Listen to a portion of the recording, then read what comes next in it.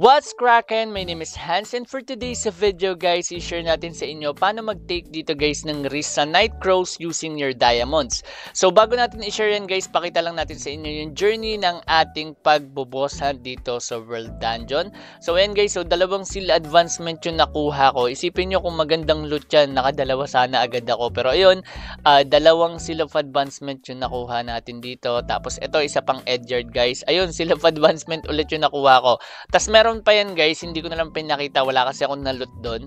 So bali, 4 na boss lang ginawa natin. Ito naman guys yung pang-4. Ayan.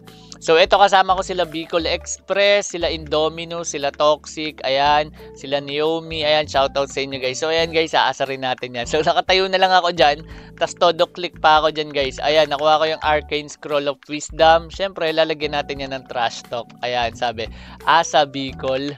Ay guys, binabalata na nila tayo. Ayan, ano na talaga yan guys, matik na yan. Kapag nakita ko ng mga yan, papaluin talaga ako nyan. So ayan, takbo lang tayo dito. Ayan, para makapag-trash talk ako. So, dire-diretso lang tayo. Kunat ba? So eto, shoutout kila Bicol, kila Toxic. Ayan, may magda-dive attack dyan. Ayan, Indominus, buti nag-miss. Parang chicharon, no? Ayan. So ayan guys, todo trash talk tayo. Ayan, salamat sa kamot.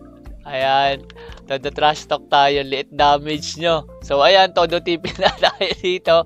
Ayan guys, shout out sa inyo. Ayan, mga tropa natin yan. A few inches later. So eto guys, ayan, nakatambay tayo. So may nakita lang ako dito guys. So ang ginawa ko is naghanap ako dito ng magandang margin in terms of profit. So ang hinanap natin dito guys is ayan, Fighter's Earring. So eto, pwede kayong maghanap sa inyo guys, depende sa server nyo. Kapag nakagkaroon ka dito ng +4, pwede mo siya mabenta ng 244 or 2,000 diamonds or 2,400 diamonds. So bibilin mo lang is 900. So meron tong 990, kaso wala siyang plus. So, mapapagastos pa ako ng 10 diamonds para syempre guys is ma-plus 3 ko. So, ang binili ko na lang is itong 999. So, bali almost 1,000 diamonds. So, let's say 1,000 diamonds. So, ang gagawin ko dyan guys, ayan, ipa-plus 4 ko yan. So, ito yung gamble na sinasabi ko sa inyo or ito yung risk. Hindi ko ito nire-recommend sa iba, nakadepende to sa inyo guys. Pwede nyo namang gamitin yung item kung pwede sa inyo. Ako pwede sa akin to. Pero, ang goal ko dito talaga guys is ibenta. So, ayan. And meron akong plus 3, kung mapapansin nyo, hindi ko pa siya napa-plus 4. Kasi ayoko munang gumastos ng diamonds. Ang gusto ko muna dito guys is magkaroon ng income. Ayan, so meron tayo ditong plus 3. So ito medyo matagal lang to guys kasi kailangan ko dito guys magseryoso and kailangan talaga natin wag magmadali.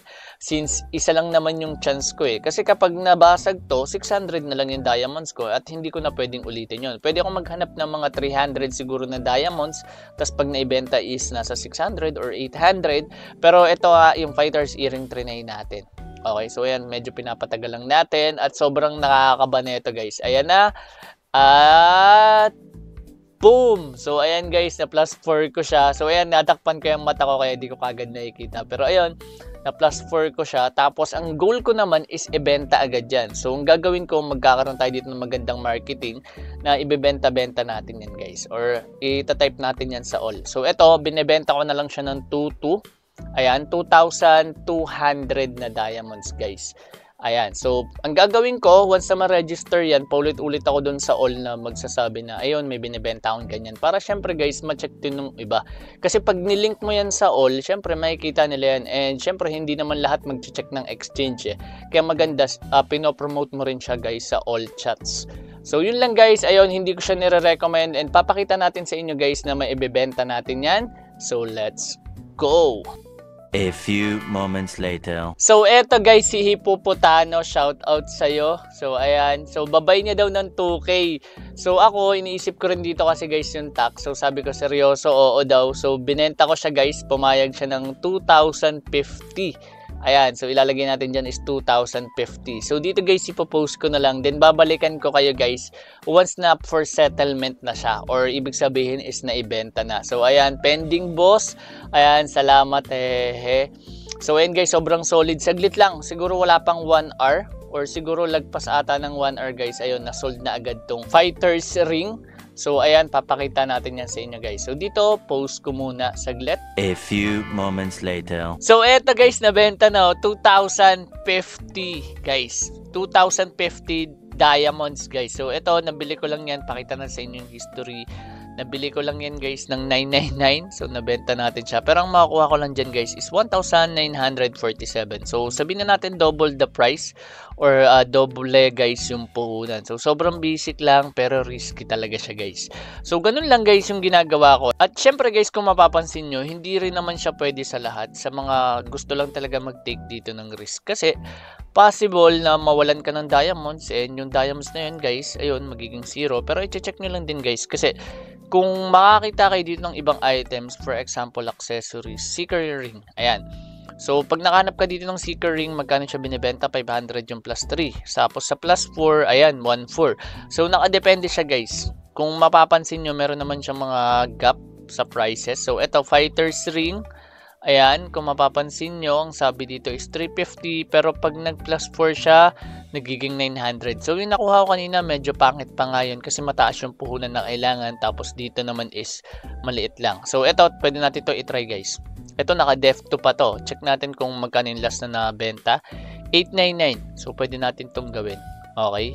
So, pwede nyo itong gawin pero hindi ko na rin ito gagawin guys kasi syempre kumita na tayo dito. One at a time lang. Kasi baka, ayun, mabasagan pa tayo. So, yung income ko na 1,000, pwede kong gawin is, ayun na yung magiging puhunan ko since galing lang din siya guys sa tubo. Ayun na yung magiging puhunan ko para laruin to guys. So, for example, bibili akong 3 neto kung saan yung mga plus 4 ko.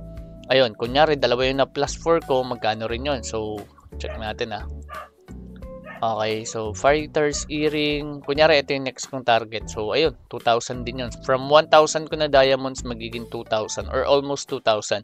Kung mapa-plus 4 ko man lang kahit yung dalawa dun or isa. Kung dalawa, 2,000. Kung isa, back to puhunan lang guys. So ganun lang kabisi guys. Sana may natutunan kayo sa video na ito. And syempre guys, don't forget ang ating code is POGI #2020.